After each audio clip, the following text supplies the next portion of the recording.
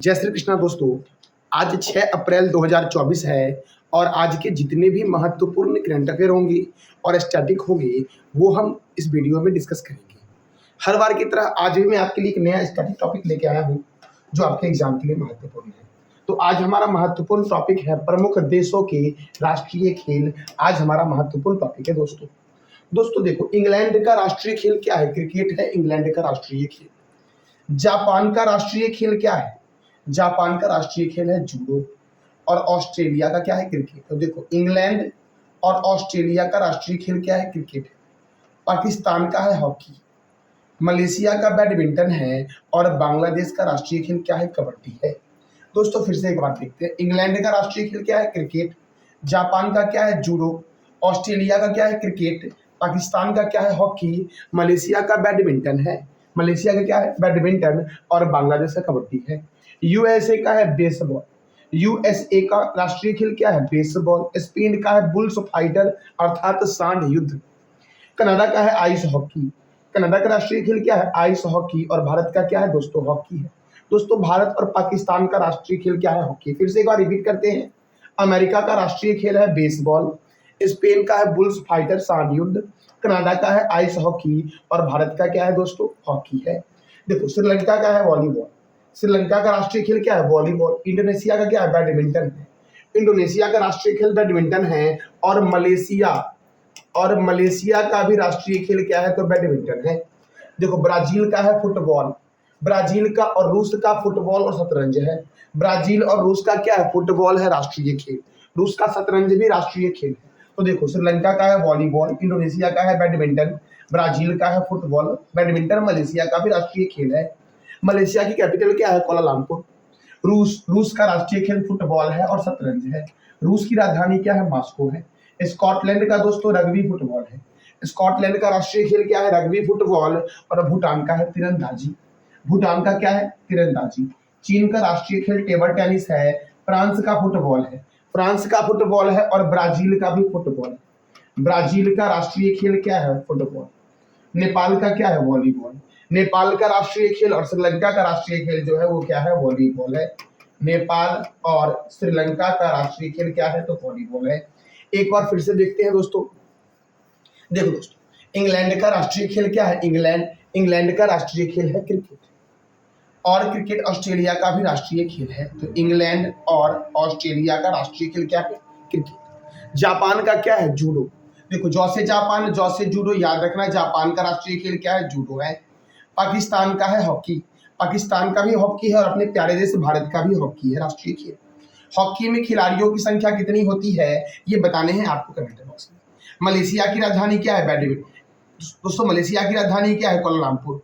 और यहाँ की करेंसी क्या है दोस्तों? तो मलेशिया की करेंसी है मलेशियन रिंगिट। और यहाँ का राष्ट्रीय खेल क्या है? बैडमिंटन।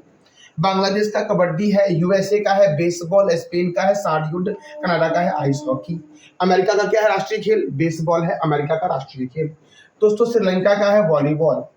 इंडोनेशिया का है बैडमिंटन। ब्राजील का है फुटबॉल। रूस का है फुटबॉल। फुटबॉल में खिलाड़ी कितने होते हैं ये आपको बताने हैं कमेंट बॉक्स में। देखो, स्कॉटलैंड का है रग्बी फुटबॉल। भूटान का तीरंदाजी है। चीन का टेबल टेनिस है। फ्रांस का फुटबॉल है और ब्राजील का भी क्या है? फुटबॉल। नेपाल का वॉलीबॉल है और श्रीलंका का भी राष्ट्रीय खेल क्या है? वॉलीबॉल। श्रीलंका की राजधानी क्या है? श्री जयवर्धनपुरम कोट्टे। और नेपाल की राजधानी है काठमांडू। दोस्तों नेपाल ने अभी हाल ही में अपनी पर्यटक राजधानी की घोषणा की थी। तो पोखरा बनी है नेपाल की पर्यटक राजधानी। जबकि नेपाल की राजधानी क्या है दोस्तों? तो नेपाल की राजधानी है काठमांडू। दोस्तों हम रिवीजन करते हैं जो मैंने आपको पिछले क्लास में बताया था करंट अफेयर, उसका रिवीजन करते हैं। जैसे कि अंतर्राष्ट्रीय खनन जागरूकता दिवस मनाया गया है 4 अप्रैल को। कब मनाया गया है दोस्तों? 4 अप्रैल को मनाया गया है अंतर्राष्ट्रीय खनन जागरूकता दिवस। कब मनाया गया है? 4 अप्रैल को मनाया गया है। देखो दोस्तों, हाल ही में किस देश ने मनोरंजक कैनाबीस अर्थात भांग, किस देश ने मनोरंजक कैनाबीस के उपयोग को वैध बना दिया है? जर्मनी ने वैध बना दिया है। एक वाहन एक फास्टैग योजना कब लॉन्च किया गया है?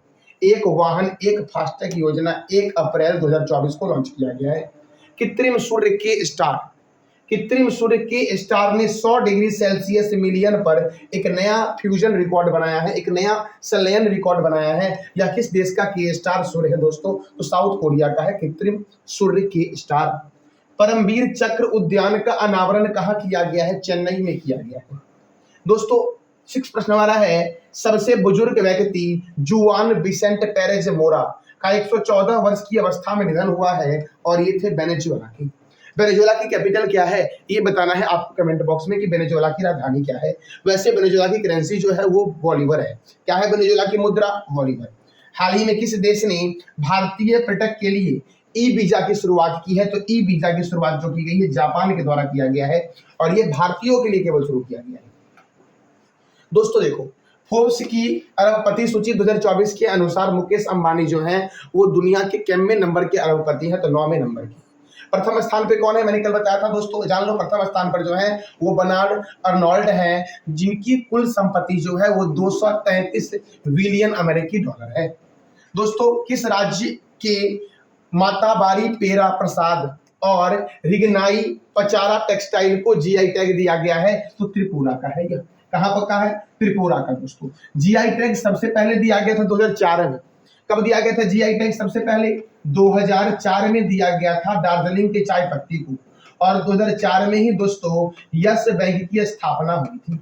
यस बैंक की स्थापना कब हुई थी? 2004 में हुई थी। देखो दोस्तों, कोंकण रेलवे कॉर्पोरेशन के नए सीएमडी कौन बने हैं? तो संतोष कुमार झा बने हैं। ये हमारे पिछले दिन का महत्वपूर्ण करंट अफेयर था जो मैंने आज आपको रिवीजन करवाया। अब शुरू करते हैं हम आज का हमारा महत्वपूर्ण करंट अफेयर का सेशन विद स्टैटिक। तो दोस्तों प्रश्न हमारा पहला है, नाटो ने अपना 75वां स्थापना दिवस कब मनाया है? नाटो का फुल फॉर्म हो जाएगा नॉर्थ अटलांटिक ट्रीटी ऑर्गेनाइजेशन। और नाटो ने अपना 75वां स्थापना दिवस कब मनाया है? तो 4 अप्रैल को मनाया है। राइट आंसर क्या हो जाएगा? बी। देखो दोस्तों, नाटो का फुल फॉर्म है नॉर्थ अटलांटिक ट्रीटी ऑर्गेनाइजेशन और इसका हेडक्वार्टर जो है वो बेल्जियम के ब्रुसेल्स में है। इसकी स्थापना कब हुई थी? तो 1949 को हुई थी। कब हुई थी? 1949 4 अप्रैल 1949 को नाटो की स्थापना हुई थी। नाटो में भी कितने देश हैं? तो 32 देश है। दोस्तों मैंने अभी कुछ दिन पहले आपको बताया था कि नाटो में 32वां देश जो बना है वो कौन बना है। तो ये आप बताओ कमेंट बॉक्स में कि नाटो का 32वां देश कौन है। इसके जो वर्तमान में सेक्रेटरी जनरल हैं वो जेंस स्टोल्टेनबर्ग हैं। कौन है नाटो के दोस्तों सेक्रेटरी जनरल? Jens Stoltenberg. देखो दोस्तों अब महत्वपूर्ण डे देखते हैं। रिजर्व बैंक ऑफ इंडिया ने अपना स्थापना दिवस मनाया 1 अप्रैल को। कब मनाया? 1 अप्रैल को। आरबीआई की स्थापना जो हुई थी वो 1 अप्रैल 1935 को हुई थी।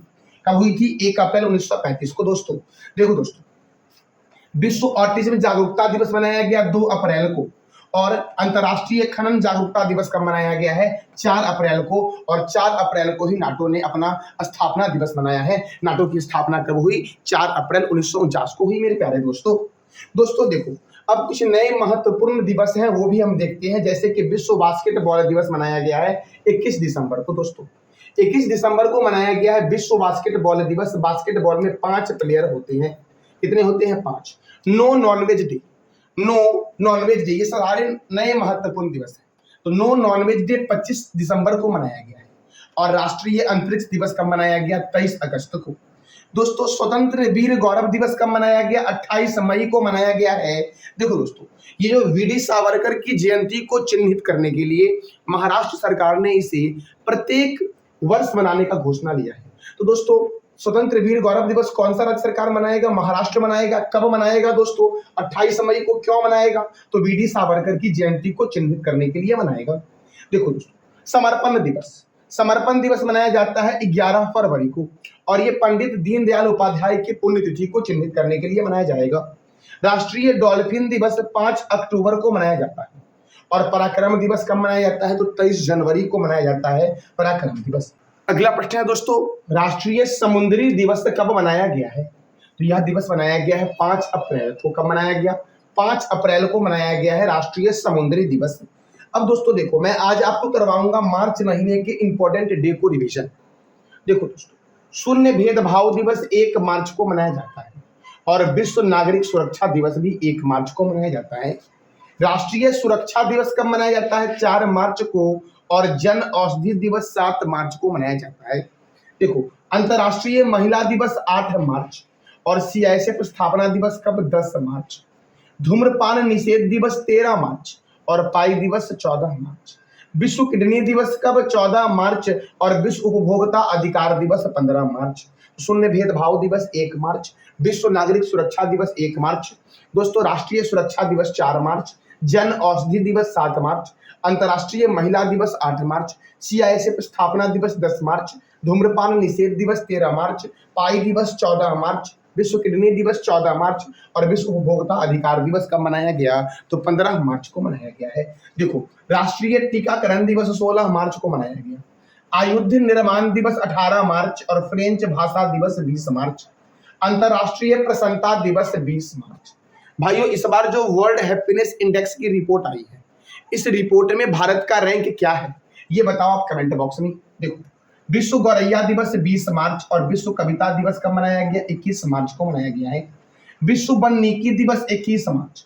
भारत का पहला वन विश्वविद्यालय, भारत का पहला वन विश्वविद्यालय जो है यह हैदराबाद में बना है, भारत का पहला वन विश्वविद्यालय। विश्व जल दिवस 22 मार्च। विश्व मौसम विज्ञान दिवस 23 मार्च को मनाया गया है और विश्व क्षय रोग दिवस 24 मार्च को मनाया गया है। जो थीम था वो थीम था वी कैन एंड टीवी। विश्व रंगमंच दिवस 27 मार्च को मनाया गया है और विश्व पियानो दिवस कब मनाया गया? 28 मार्च को। राष्ट्रीय टीकाकरण दिवस 16 मार्च। आयुध निर्माण दिवस 18 मार्च को मनाया गया। फ्रेंच भाषा दिवस 20 मार्च। अंतर्राष्ट्रीय प्रसन्नता दिवस भी 20 मार्च। विश्व गौरैया दिवस भी 20 मार्च। ये तीनों डे आपका 20 मार्च को ही मनाया गया है। विश्व कविता और वानिकी, देखो वन 21 मार्च को मनाया गया। कविता और वानिकी दिवस कब मनाया गया? 21 मार्च। जल दिवस 22 मार्च को। दोस्तों विश्व मौसम विज्ञान दिवस 23 मार्च को। विश्व क्षय रोग दिवस 24 मार्च, इसका थीम था वी कैन एंड टीवी। विश्व रंगमंच दिवस 27 मार्च और विश्व पियानो दिवस कब मनाया गया है? 28 मार्च को मनाया गया है। भाइयों मेरा अगला प्रश्न है, देखो हाल ही में एससीओ की 19वीं वार्षिक बैठक का आयोजन कहाँ हुआ? देखो एससीओ का फुल फॉर्म होता है संघाई कोऑपरेशन ऑर्गेनाइजेशन, जिसका हेडक्वार्टर चीन के बीजिंग में है। और एससीओ की जो 19वीं वार्षिक बैठक का आयोजन हुआ है वो कहाँ हुआ है? तो अस्ताना में हुआ है। कहाँ हुआ है? अस्ताना में इसका आयोजन हुआ है, 19वीं वार्षिक बैठक का आयोजन। तो भारत के तरफ से इसका प्रतिनिधित्व किसने किया है? तो इसका नेतृत्व किया है राष्ट्रीय सुरक्षा सलाहकार अजीत डोभाल ने। किसने किया है? अजीत डोभाल ने। दोस्तों देखो दोस्तों अस्ताना जो है ये कजाकिस्तान की राजधानी क्या है? अस्ताना है। और यहाँ की करेंसी क्या है? कजाकिस्तानी टेंग। यहाँ के प्रेसिडेंट कौन है? तो कासिम जोमार्ट टोकायव यहाँ के प्रेसिडेंट है, अर्थात कजाकिस्तान के प्रेसिडेंट है, राष्ट्रपति है। तो एससीओ की 19वीं वार्षिक बैठक का आयोजन कहाँ हुआ है? अस्ताना में, जो कजाकिस्तान की कैपिटल है। दोस्तों ढाका है बांग्लादेश की राजधानी। बांग्लादेश की राजधानी क्या है? ढाका। और ढाका में ही है बंग बंधु नेशनल स्टेडियम। बंग बंधु नेशनल स्टेडियम कहाँ है? तो ये जो आपका है ये है दोस्तों आपका ढाका में। बंग बंधु नेशनल स्टेडियम कहाँ है? ढाका में। दोस्तों बांग्लादेश में ही है रूपपुर परमाणु ऊर्जा संयंत्र। परमाणु ऊर्जा संयंत्र कहाँ है? तो ये भी बांग्लादेश में है। भारत और बांग्लादेश के बीच जो सैन्य अभ्यास होता है वो होता है संप्रीति सैन्य अभ्यास। संप्रीति सैन्य अभ्यास जो होता है ये भारत और बांग्लादेश के बीच होता है। कौन सा सैन्य अभ्यास? तो संप्रीति सैन्य अभ्यास। भाइयों देखो दोस्तों नई दिल्ली जो आपका है यहाँ पर डीआरडीओ का हेडक्वार्टर है। पंजाब नेशनल बैंक पीएनबी का हेडक्वार्टर है। ITBP Indian Tibetan border police का हेडक्वार्टर है। और NHAI national highway authority of India का हेडक्वार्टर है। किसका? एनएचएआई का हेडक्वार्टर दोस्तों कहाँ पर है? नई दिल्ली में। चाइना की राजधानी दोस्तों क्या है? बीजिंग है, चीन की राजधानी। और चीन की मुद्रा क्या है? रेनबिपी है। चीन के जो राष्ट्रपति हैं वो कौन है? तो दोस्तों वो शी जिनपिंग है, चीन के राष्ट्रपति। अब देखो एससीओ संघाई कोऑपरेशन ऑर्गेनाइजेशन, इसका हेडक्वार्टर कहाँ है? तो बीजिंग में है संघाई कोऑपरेशन ऑर्गेनाइजेशन का हेडक्वार्टर। और इसकी स्थापना हुई थी 15 जून 2001 में इसकी स्थापना हुई थी, 15 जून 2001 को। इसके सेक्रेटरी जनरल कौन है? झांग मिन है, एससीओ के सेक्रेटरी जनरल। अच्छा, नाटो के कौन है ये बताना है आपको कमेंट बॉक्स में। देखो दोस्तों, संघाई कोऑपरेशन ऑर्गेनाइजेशन में सदस्य देश कौन कौन से हैं या संस्थापक देश कौन कौन से हैं, ये दोनों प्रश्न का जवाब एक ही होगा, चीन, रूस, Kazakhstan, Kyrgyzstan, Tajikistan, Uzbekistan, Bharat और पाकिस्तान, ये दोस्तों सदस्य हैं। अभी हाल ही में ईरान शामिल हुआ है। ईरान जो दोस्तों अस्थायी रूप से शामिल हुआ था वो 2022 में हुआ था, अस्थायी रूप से। अस्थायी रूप से ईरान कब शामिल हुआ था? 2022 में। और अस्थायी रूप से जो ईरान सदस्य बन गया है वो कब बना है? 2023 में बना है। दोस्तों, हमारा अगला प्रश्न है, भारत की पहली घरेलू जीन थेरेपी, भारत की पहली घरेलू gene therapy CAR T cell therapy का शुभारंभ किसने किया है? कार्ट सेल थेरेपी का शुभारंभ किसने किया है? तो द्रौपदी मुर्मू, राष्ट्रपति द्रौपदी मुर्मू ने किया है। देखो दोस्तों, ये जो आपका कार्ट थेरेपी है, कार्ट सेल थेरेपी है दोस्तों, ये थेरेपी को आईआईटी बॉम्बे और टाटा मेमोरियल सेंटर ने विकसित किया है। किसने विकसित किया है? तो आईआईटी बॉम्बे और टाटा मेमोरियल सेंटर ने इसको विकसित किया है, जो कैंसर के इलाज के लिए महत्वपूर्ण थेरेपी है, कार्ट सेल थेरेपी। अब भाइयों देखो, द्रौपदी मुर्मू जो है वो भारत की राष्ट्रपति है। तो देखो, भारत का राष्ट्रपति भारत का प्रथम नागरिक होता है और यह राष्ट्र का अध्यक्ष एवं राष्ट्र की एकता अखंडता का परिचालक होता है। भाई देखो, संविधान में संघ की कार्यपालिका शक्ति राष्ट्रपति को प्राप्त है। संविधान में संघ की कार्यपालिका शक्ति जो है वो किसमें निहित है? राष्ट्रपति में, परंतु वास्तविक शक्तियां जो है वो प्रधानमंत्री एवं उसकी मंत्री परिषद में निहित होती है। देखो दोस्तों, राष्ट्रपति के संदर्भ में महत्वपूर्ण अनुच्छेद को देखते हैं। भारत के राष्ट्रपति का वर्णन है 52 में। संघ की कार्यपालिका शक्ति किसमें निहित होती है? राष्ट्रपति में। इसका वर्णन जो है वो अनुच्छेद 53 में है। भारत में एक राष्ट्रपति हो, इसका वर्णन किस अनुच्छेद में है? 52 में है। संघ की कार्यपालिका शक्ति का वर्णन किस अनुच्छेद में है? 53 में है। राष्ट्रपति का चुनाव, इसका वर्णन किस अनुच्छेद में है? 54 में है। राष्ट्रपति का चुनाव दोस्तों 54 में है। राष्ट्रपति के चुनाव का तरीका 55 में है। राष्ट्रपति का कार्यकाल जो है ये 56 में है। और पुनः निर्वाचन के लिए अर्हताएं, क्वालिफिकेशन, ये किस अनुच्छेद में है? 57 में है। देखो फिर से, भारत में एक राष्ट्रपति हो, इसका वर्णन अनुच्छेद 52 में है। दोस्तों, संघ की कार्यपालिका शक्ति राष्ट्रपति में निहित होती है, अनुच्छेद 53 के तहत। राष्ट्रपति का दोस्तों चुनाव जो होता है अनुच्छेद 54 के तहत होता है। और राष्ट्रपति के चुनाव का तरीका जो है वो अनुच्छेद 55 में वर्णित है। राष्ट्रपति का कार्यकाल का वर्णन किस अनुच्छेद में है? 56 में है। और पुनः चुनाव के लिए अर्हताएं, क्वालिफिकेशन का वर्णन जो है वो आर्टिकल 57 में है। भाइयों देखो, राष्ट्रपति चुने जाने के लिए योग्यता ये 58 में है, इस अनुच्छेद में है 58 में। और राष्ट्रपति के कार्यकाल की दशाएं जो है वो अनुच्छेद 59 में है। देखो, राष्ट्रपति का शपथ कई बार पूछा गया, शपथ 60 में है। शपथ किस अनुच्छेद में है? 60 में है। और राष्ट्रपति पर महाभियोग चलाने की प्रक्रिया जो है वो 61 में है। राष्ट्रपति पर महाभियोग चलाने की प्रक्रिया किस अनुच्छेद में है? 61 में है। राष्ट्रपति का शपथ 60 में है। और राष्ट्रपति के कार्यकाल की दशाएं जो है वो 59 में है। राष्ट्रपति चुने जाने के लिए योग्यता जो है वो 58 अनुच्छेद में है। राष्ट्रपति पद की रिक्ति की पूर्ति के लिए चुनाव कराने का समय, राष्ट्रपति का पद अगर रिक्त है उसकी पूर्ति के लिए चुनाव कराने का समय का वर्णन जो है अनुच्छेद 62 में है। राष्ट्रपति को क्षमादान करने की शक्ति 72 में। संसद द्वारा पारित विधेयक पर राष्ट्रपति सहमति प्रदान करता है 111 के तहत। और अध्यादेश जारी करने की शक्ति राष्ट्रपति को 123 में है। अध्यादेश जारी करने की शक्ति राष्ट्रपति को किस अनुच्छेद के तहत है? 123 में अनुच्छेद, 123 अनुच्छेद में है दोस्तों। अब हमारा अगला प्रश्न है, हाल ही में किस राज्य के बुंदेलखंड गेहूं की किस्म को जीआई टैग दिया गया है? मैं दोस्तों इस सेशन के स्टार्टिंग में ही बता दिया था कि जीआई टैग की शुरुआत 2004 में हुई थी, मतलब 4 में दिया गया था। 2003 में घोषणा किया गया था, 4 में दिया गया था दार्जिलिंग की चाय पत्ती को सबसे पहली बार। और सबसे अधिक जीआई टैग वाला जो राज्य आपका है वो उत्तर प्रदेश ही है दोस्तों। तो देखो, किस राज्य के बुंदेलखंड गेहूं की किस्म को जीआई टैग दिया गया है? उत्तर प्रदेश के बुंदेलखंड की गेहूं को दोस्तों क्या दिया गया है? जीआई टैग दिया गया है। अब दोस्तों देखो, उत्तर प्रदेश के बारे में तो हम जानेंगे ही। दोस्तों देखो, हरियाणा में आपका एक राष्ट्रीय उद्यान है कालेश्वर राष्ट्रीय उद्यान, कालेसर राष्ट्रीय उद्यान। कौन सा राष्ट्रीय उद्यान मेरे प्यारे दोस्तों? तो कालेसर राष्ट्रीय उद्यान ये कहाँ पर है? हरियाणा में। हरियाणा में दोस्तों एक और राष्ट्रीय उद्यान है सुल्तानपुर, सुल्तानपुर, सुल्तानपुर राष्ट्रीय उद्यान कहाँ है? हरियाणा में है। सुल्तानपुर राष्ट्रीय उद्यान कहाँ है? हरियाणा में। राजस्थान में है आपका सरिस्का राष्ट्रीय उद्यान, सरिस्का राष्ट्रीय उद्यान कहाँ है मेरे प्यारे दोस्तों? तो ये राजस्थान में है सरिस्का राष्ट्रीय उद्यान। कहाँ पर है? राजस्थान में। राजस्थान में ही है केवलादेव, केवलादेव राष्ट्रीय उद्यान कहाँ है?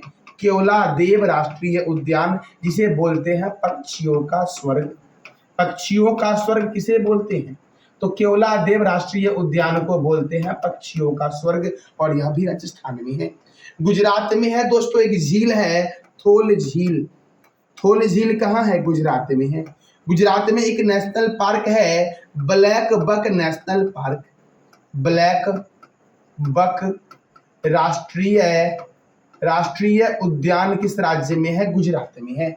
अब दोस्तों उत्तर प्रदेश तो जानेंगे हम उत्तर प्रदेश के बारे में। वैसे अगर उत्तर प्रदेश के नेशनल पार्क को देखें तो यहाँ पर है दुधवा राष्ट्रीय उद्यान, दुधवा राष्ट्रीय उद्यान, दुधवा राष्ट्रीय उद्यान। एक और राष्ट्रीय उद्यान दोस्तों महत्वपूर्ण है पीलीभीत, पीलीभीत राष्ट्रीय उद्यान। एक पक्षी अभ्यारण्य है भाइयों, उस पक्षी अभ्यारण्य का नाम है लाख बहोसी, लाख बहोसी पक्षी अभ्यारण्य जो आपका है ये कहाँ पर है भाइयों? तो यह उत्तर प्रदेश में है, लाख बहोसी पक्षी अभ्यारण्य।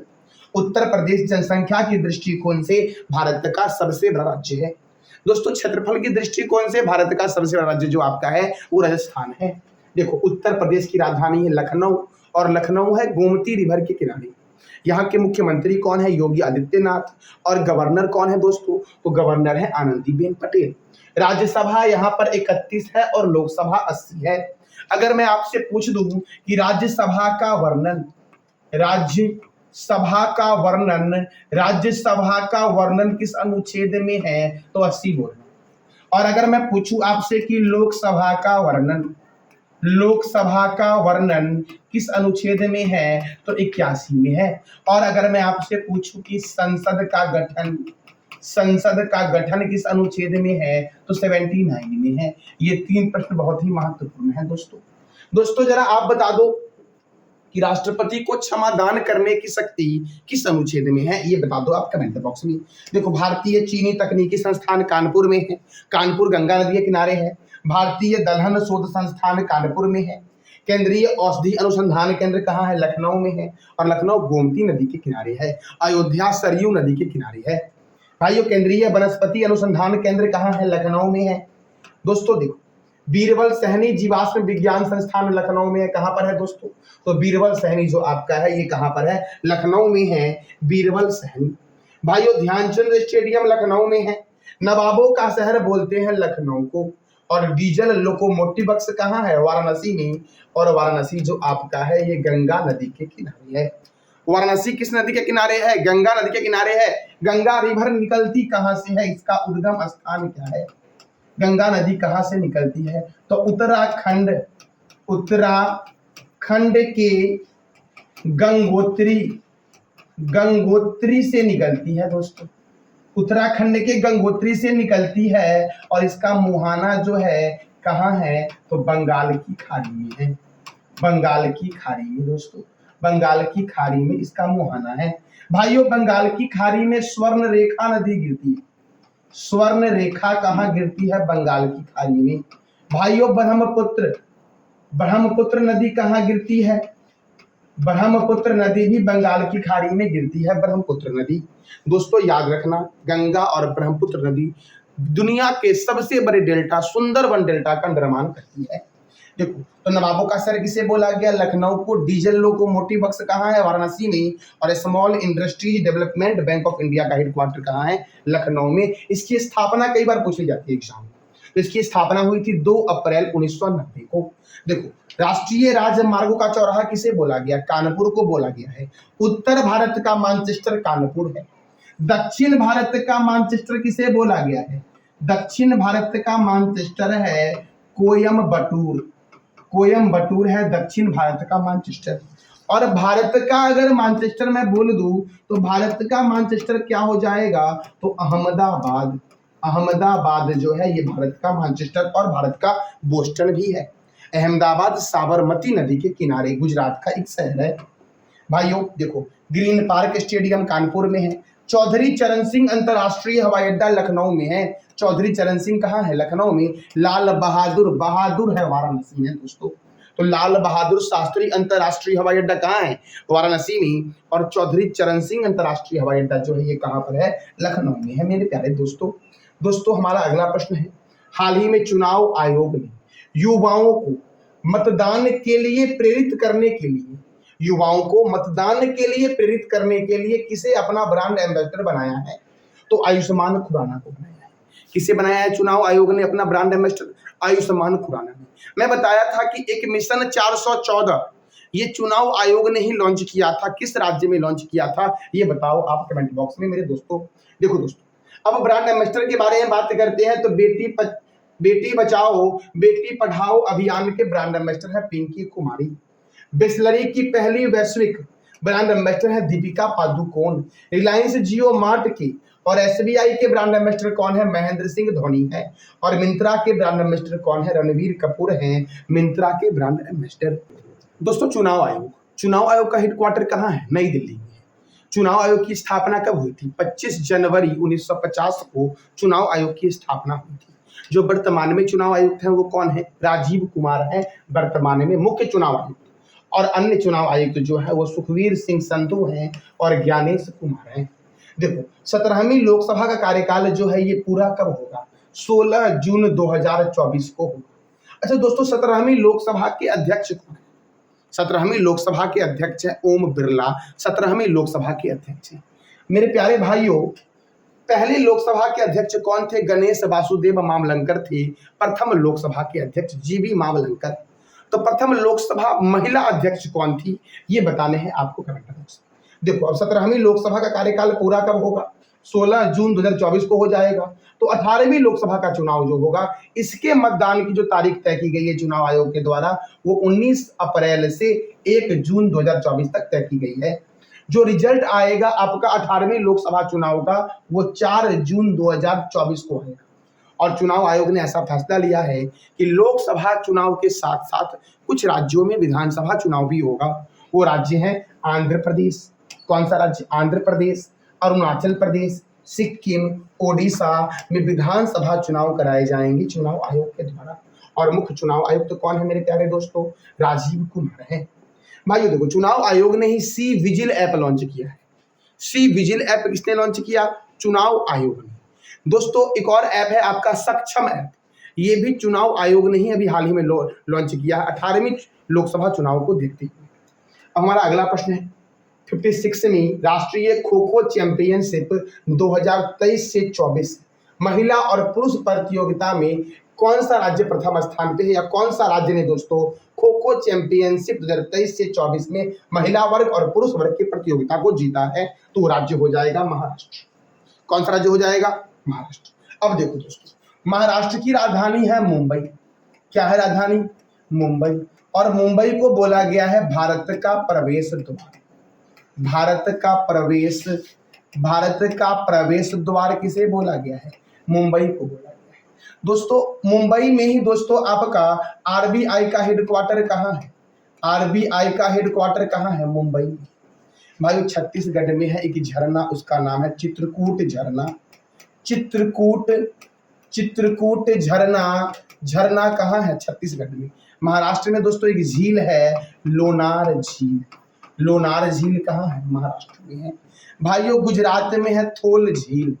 थोल झील गुजरात में है। और थोल झील वन्य जीव अभ्यारण्य भी कहाँ पर है दोस्तों, तो गुजरात में है थोल झील वन्य जीव अभ्यारण्य। कर्नाटक दोस्तों, कर्नाटक में है आपका एक नेशनल पार्क बहुत ही महत्वपूर्ण है, बांदीपुर राष्ट्रीय उद्यान। बांदीपुर राष्ट्रीय उद्यान कहाँ है, तो कर्नाटक में है।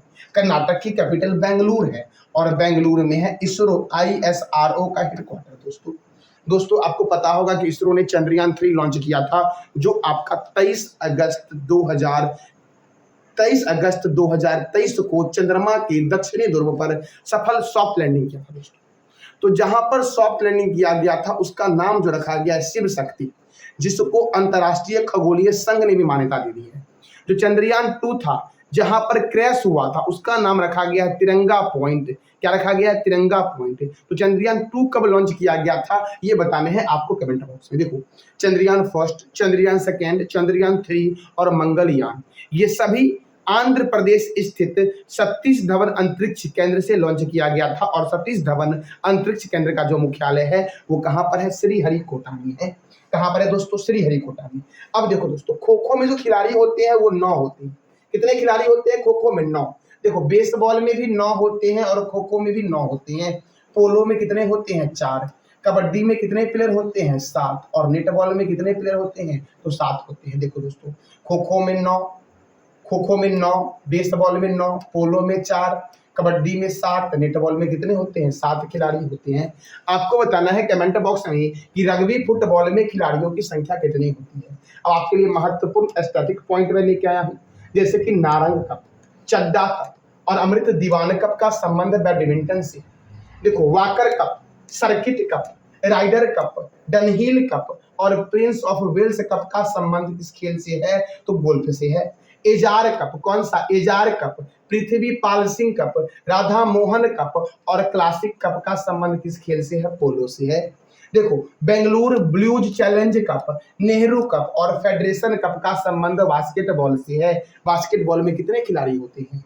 बास्केटबॉल में कितने खिलाड़ी होते हैं, ये आपको बताने हैं कमेंट बॉक्स में दोस्तों अब देखो, अगला प्रश्न हमारा है, हाल ही में किस राज्य के चंबा में, अभी ताइवान में भी भूकंप आया है दोस्तों, जिसकी जानकारी आपको कल वाले वीडियो में या परसों वाले वीडियो में मैं देने का प्रयास करूंगा। तो हाल ही में किस राज्य के चंबा में 5.3 तीव्रता में भूकंप आया है?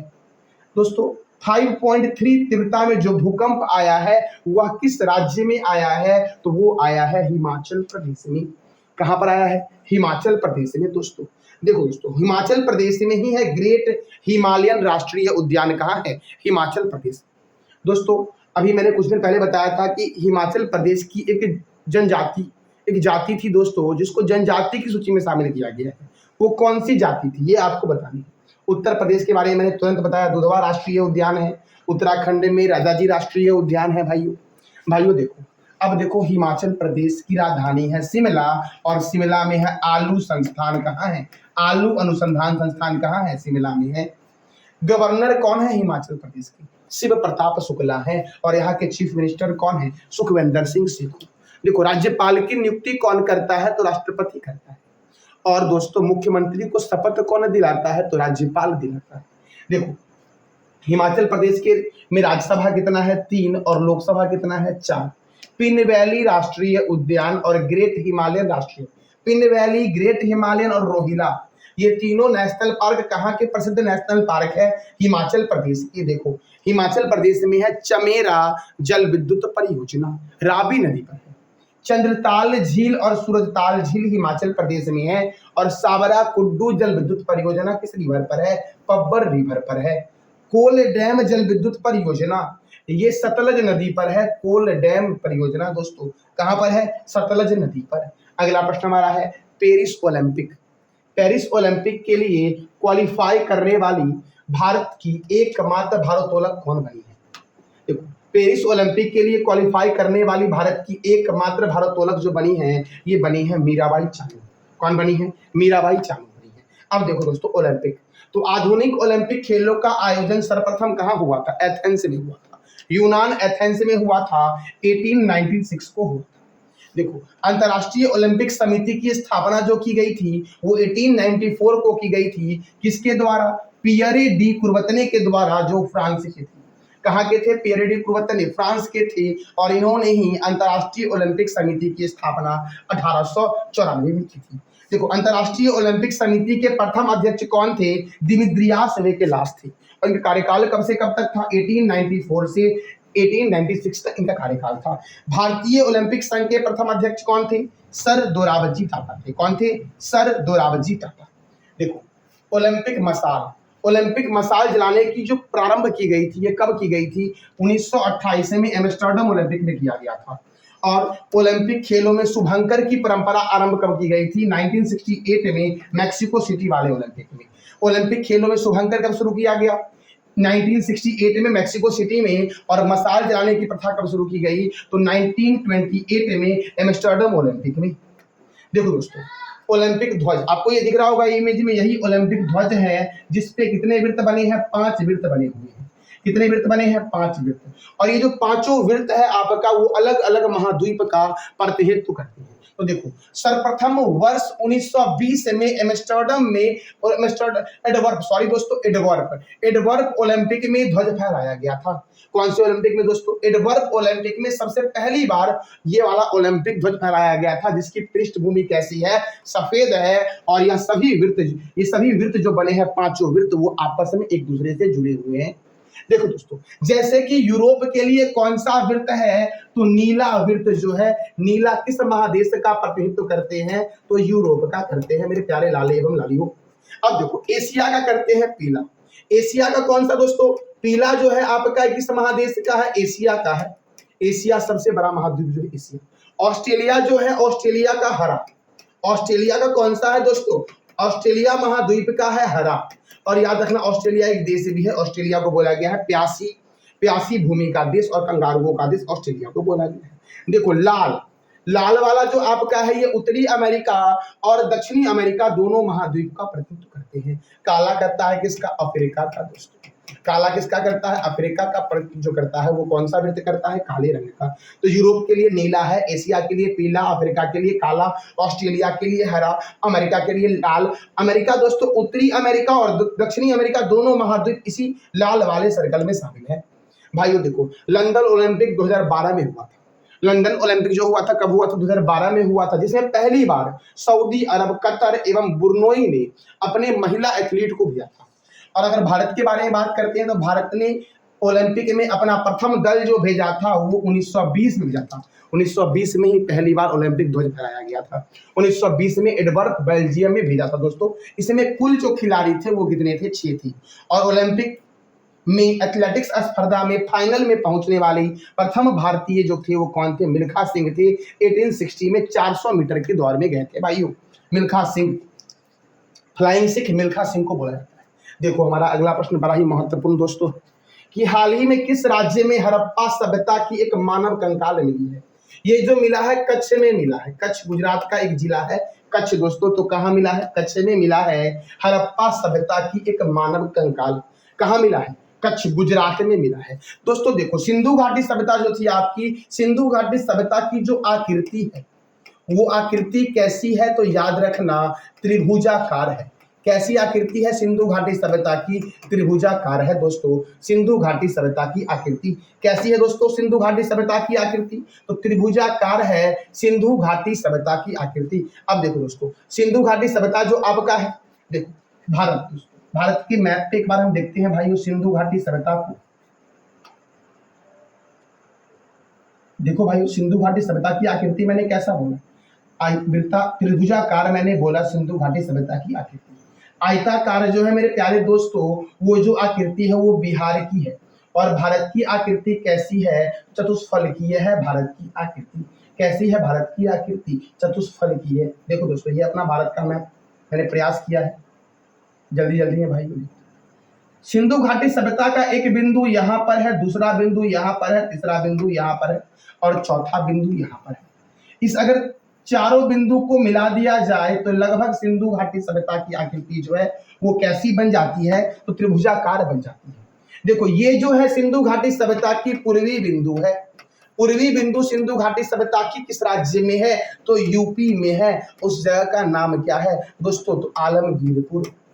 आलमगीरपुर। तो सिंधु घाटी सभ्यता की पूर्वी बिंदु कौन सी है? सिंधु घाटी सभ्यता की पूर्वी बिंदु जो है वो है आलमगीरपुर। कौन सी बिंदु है? आलमगीरपुर। जो किस रिवर के किनारे है? तो हिंडन नदी के किनारे है। हिंडन नदी के किनारे। सिंधु घाटी सभ्यता की पश्चिमी बिंदु जो आपका है वो कौन सा है? तो सूतकांगे डोर है। सुतकांगे डोर, ये है दास्क नदी के किनारे पाकिस्तान के बलूचिस्तान प्रांत में सिंधु घाटी सभ्यता की पश्चिमी बिंदु है। सिंधु घाटी सभ्यता की जो उत्तरी बिंदु है, उत्तरी बिंदु जो आपका है ये है मांदा। कौन सा है? मांदा है। ये कहाँ पर है? तो कश्मीर में है मांदा। और किस रिवर के किनारे है मेरे प्यारे दोस्तों? तो चिनाब नदी के किनारे है। आप बता दो दोस्तों, सिंधु घाटी सभ्यता की दक्षिणी बिंदु जो है वो कौन सी है और किस रिवर के किनारे है, ये आप बता दो। सिंधु घाटी सभ्यता जो आपका है, इसका विस्तार जो है वो 3 देशों में है। एक है आपका प्यारा देश अपना भारत, दूसरा दोस्तों पाकिस्तान और तीसरा जो आपका है वो है अफगानिस्तान। याद रखना दोस्तों, अफगानिस्तान जो दोस्तों है अफगानिस्तान, ये सिंधु घाटी सभ्यता के त्रिभुजाकार आकृति में नहीं आता।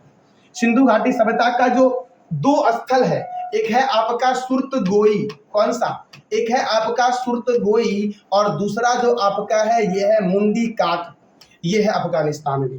तो सिंधु घाटी सभ्यता का कौन सा स्थल जो है ये अफगानिस्तान में है, तो सुर्तगोई और मुंडी काक। और मैंने बता ही दिया सिंधु घाटी सभ्यता की आकृति कैसी है? त्रिभुजाकार है। सिंधु घाटी सभ्यता के पूर्व से पश्चिम की लंबाई है 1600 किलोमीटर। कितना किलोमीटर? 1600।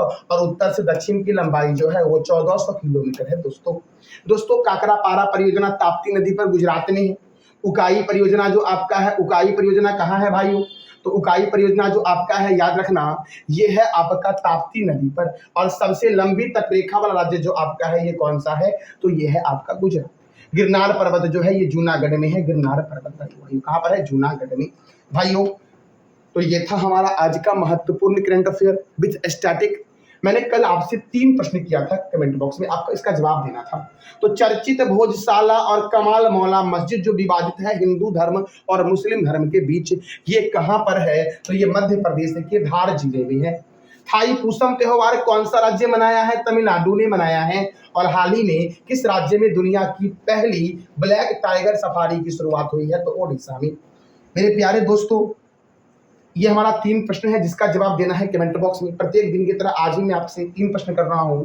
पहला प्रश्न हमारा है परमवीर चक्र उद्यान का अनावरण कहाँ किया गया? किस शहर में किया गया? दूसरा है सबसे बुजुर्ग व्यक्ति जुआन विसेंट परेज मोरा का 114 वर्ष की अवस्था में निधन हुआ है और यह किस देश की है? तीसरा है हाल ही में किस देश में भारतीय पर्यटकों के लिए ई वीजा की शुरुआत की गई है? कौन सा देश ने शुरू किया है? तो इस तीनों प्रश्न का जवाब देना है कमेंट बॉक्स में आपको। ये था हमारा आज का महत्वपूर्ण current affair with static. Thank you so much.